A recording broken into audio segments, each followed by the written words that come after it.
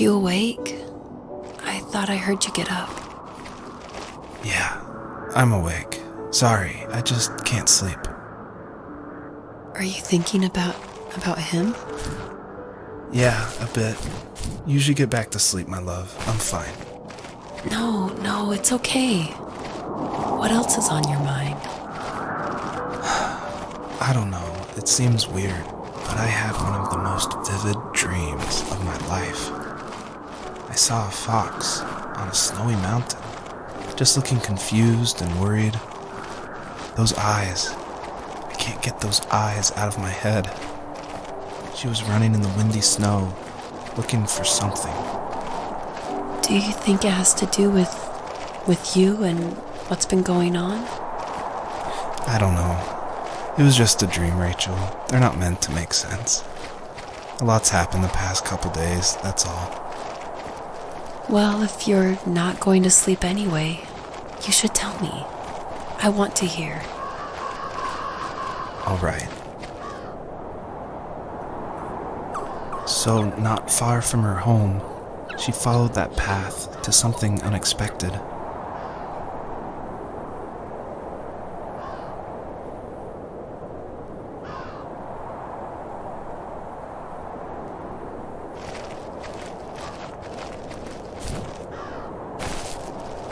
She couldn't stay, though.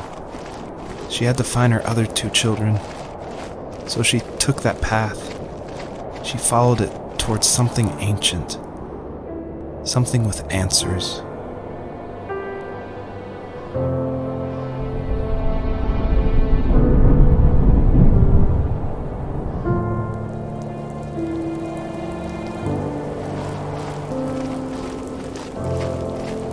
The fox looked high and low, searching for any sign of her cubs. Points of light showed the way to this ancient tree. It was as if each one had a story to tell, all their own. The land was trying to tell my story, too. I felt like I was right behind her the whole time.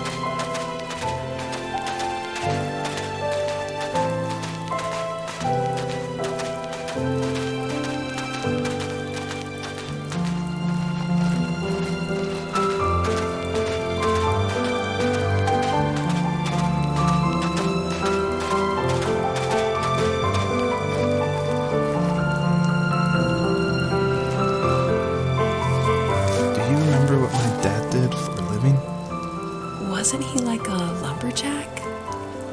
That's one way of putting it. If wood was a canvas, then a carving knife was his paintbrush. Even after working a 50-hour week, even after his hands were more splinters than skin, he would bring home the nicest piece of Alaskan weeping cedar and make me toys. That wooden train was the first toy I can remember, and I loved it. I just knew from a young age I was going to be a lumberjack, like my father.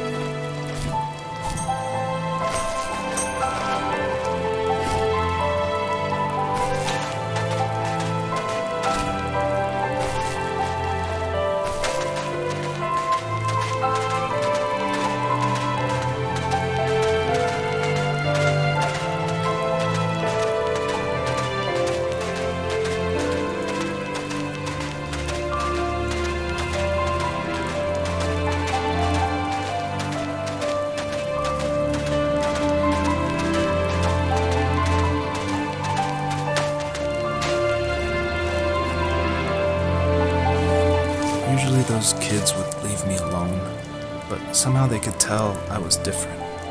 They made fun of how far away I lived. They called my dad a sourdough. I was a blabbermouth as a kid, telling my dad stories I made up for hours. But after that show and tell, I didn't tell him much anymore.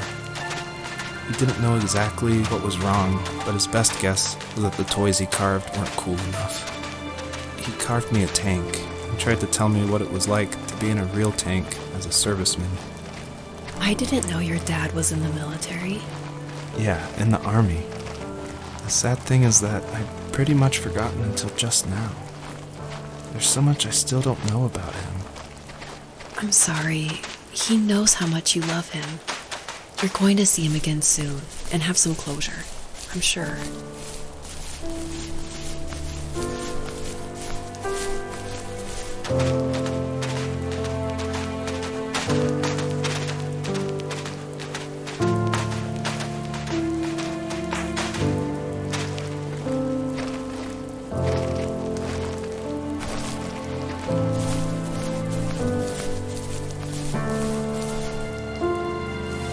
The older I got, the more I withdrew. I asked myself, why talk to anybody anyway? Why bother when I'm happy by myself? I started drawing a lot, mostly animals I saw in the woods by my home. I then imagined designing my own hideouts with things like TVs and pantries full of chips and cookies. I think that idea of leaving home and drawing blueprints started my career. I found a lot of solace in that. I'm not surprised, but I did the same thing, you know? There's something special about having a place to call your own. And now look at us. Well, if you count renting in an overpriced city. It's as close as we can get for now.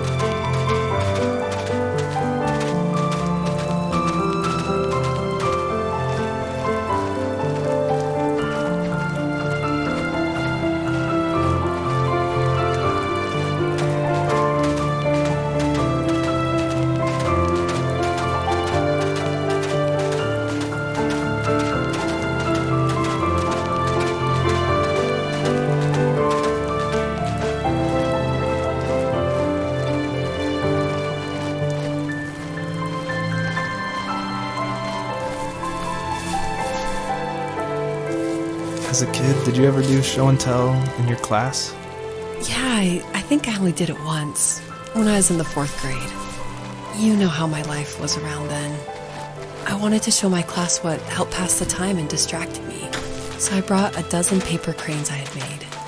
I think I told everyone how badly I wanted to be a bird and fly, embarrassingly enough. Don't be embarrassed. Every kid wants to fly. For me, it was another toy from my dad, a wooden boat. I remember guarding it so carefully in my hands as I walked into class. When I sat down, a group of boys immediately made fun of it. They asked which trash can I found it in, or why an ugly log was my favorite toy.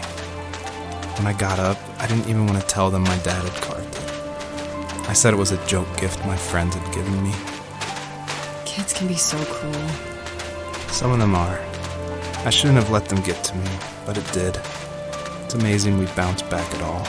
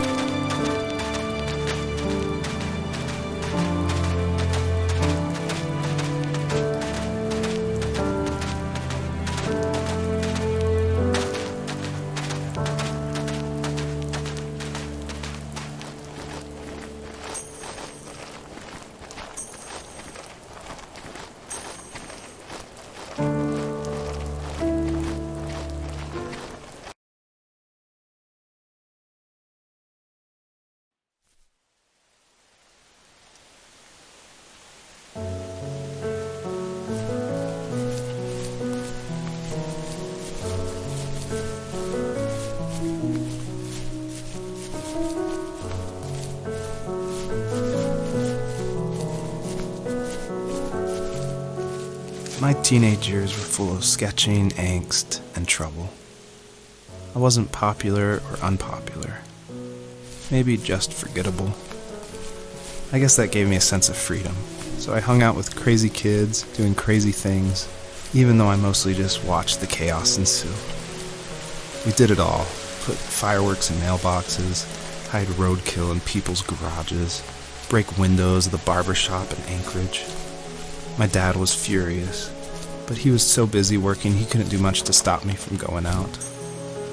I think being an adult means there's no one to stop you making hard decisions. He had to make a living, and he couldn't be in two places at once. Yeah, I realize that now. But at the time, I was sure he was more interested in growing his business than what was going on with me.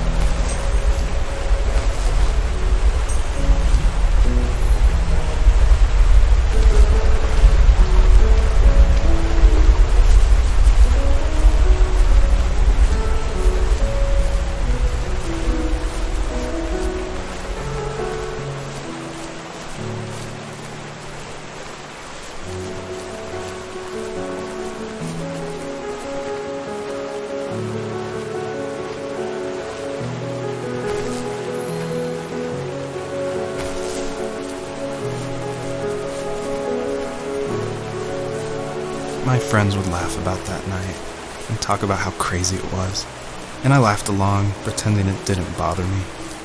But it did.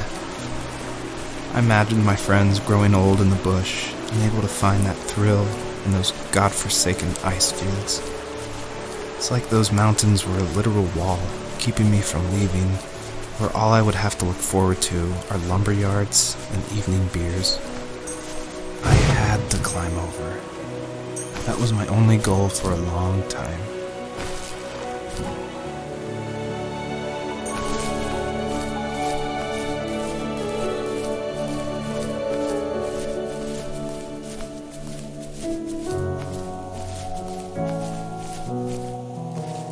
If there was some way I could take my love of drawing and turn it into a way of escape, nothing would make me happier. I wanted to create instead of tearing trees down. I wanted to move to the lower 48, not because I hated it there in Alaska, but I hated the idea of it. It's like all of that spite inside me had created this monster which followed me around my whole teenage years. I put so much energy into doing what others didn't expect of me. Why did I do that? There's one fact you're forgetting, though. If you didn't have that fire in you, we probably would have never met. You're absolutely right. Maybe the destination is all that matters in the end. But then why am I awake? Why am I seeing this fox go on her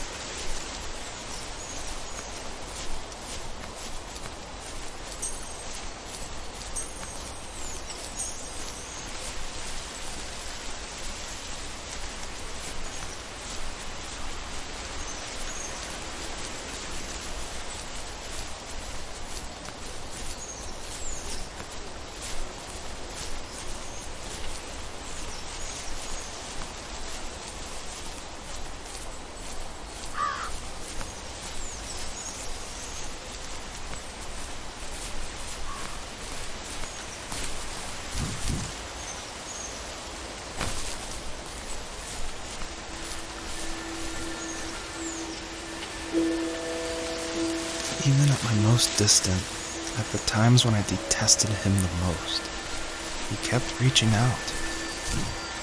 For a year straight, he asked me every week when we were going camping. I thought he was just dense. Eventually, to shut him up, I agreed. We carried out the worn lawn chairs from the garage and set up a cinder block campfire at the site we'd always used behind the house. We walked down the mountain path, talking in the warm sunshine we only got a couple months of the year. Those 3 obsidian rocks shimmered alongside the shore, almost like sparklers pressed against a dark window. I'll never forget that wet stone on my feet, or how those massive mountains looked even bigger in the lake's reflection. I felt small, but grateful. As the sun set, my dad found something I hadn't seen for a long time. The tree where I'd made my first carving when I was 6. I hadn't even carved it. My dad had helped me, but I still called it my tree. Something about seeing my name there made me open up, and we talked about everything that night in that old camouflage tent. I told him how much I loved sketching and design, and how it would be a dream to study architecture in Seattle. I told him how I didn't get along with my friends much anymore, but that I didn't mind being alone. He told me he was there for me, and he joked that if all he had to do was write my name on a tree to finally get me to talk, he would have left me carved logs with novels on them in front of my room every morning. I don't know why it took me that long to realize it, but it was then I knew how much he had sacrificed for me. On our property, there were old abandoned pieces of a shed and car long left unused. I used to ask him all the time who those people were that left all this junk, and I'm sure he got so tired of hearing it that he made up some elaborate stories how a brown bear ate them and haunted the woods afterwards. What's funny is I think it made those people seem more real, growing up thinking they were still hanging out like they couldn't say goodbye. I used to tell my friends how I could swear I saw spirits move near the water, and that always freaked them out. I guess it didn't bother me, because the way I saw it, they were normal people with old cars and sheds, just trying to figure out how to survive and be happy in the middle of nowhere. It was a cool thought that they didn't want to leave, but I was a weird kid. Well, you had good company since those ghosts like living in a place where they were brutally devoured.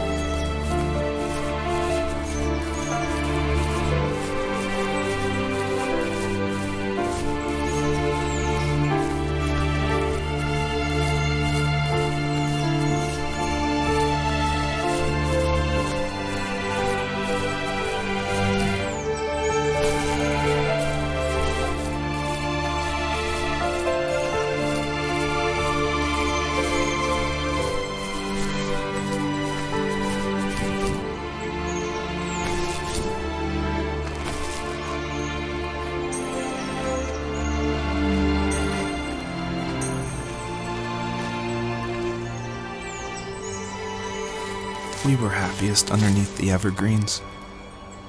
We decided it was time to finally map out the hundreds of acres we lived on just to pass the time during the summer.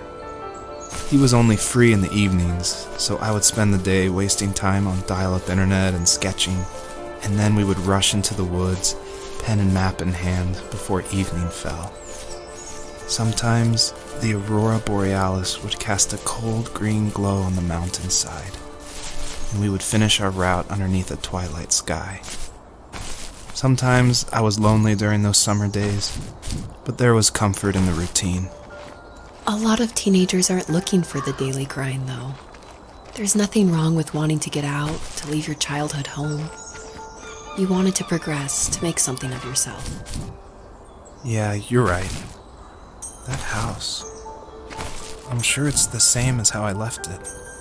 But then why does it feel so different? I doubt you're the only adult to have looked back and asked that question.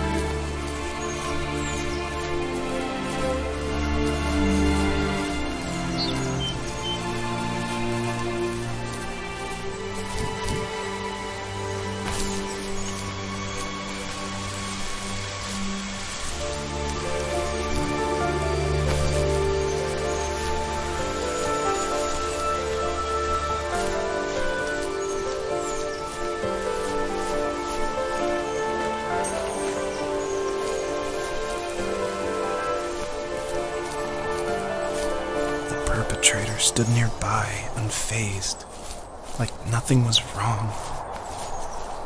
My dad is dead, and he's never coming back, Rachel.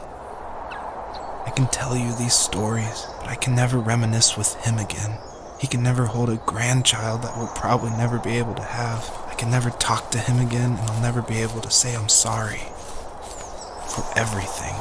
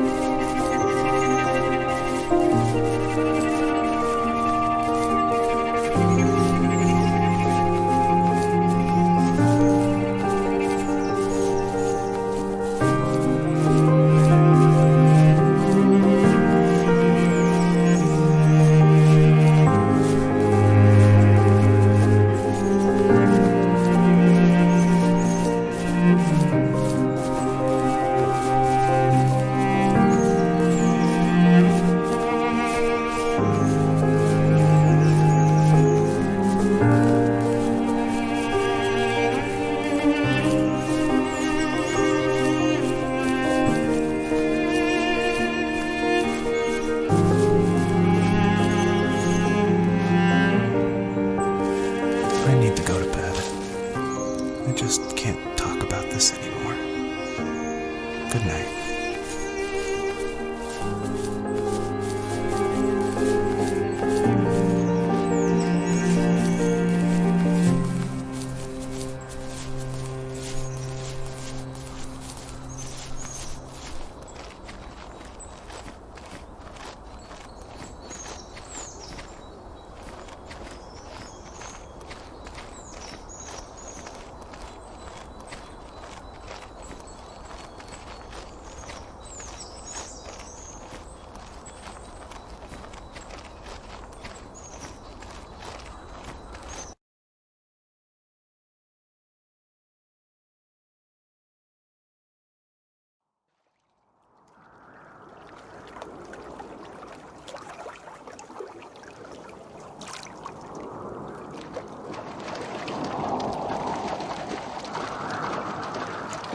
Joseph, you can't go to sleep feeling like this.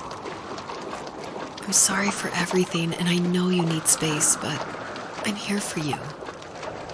You don't need to feel so lost.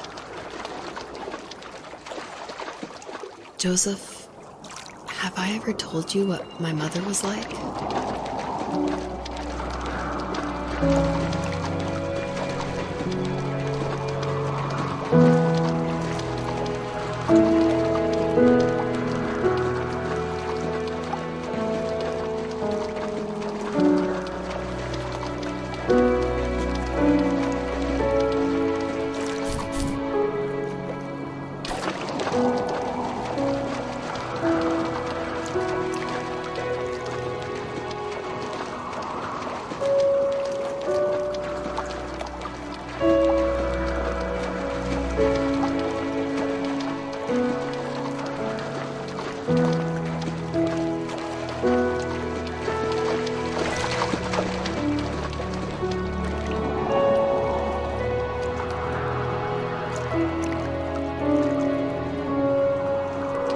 You know what it's like not to have a mom at home. And you know how hard that made my childhood. What helped me was watching the birds in the morning before the school bus came. I thought that my mother was one of those birds, and it made me want to be free like her. My mom taught me how to fold origami cranes while she was in the hospital. So I told myself I would fold one every day until I could fly myself.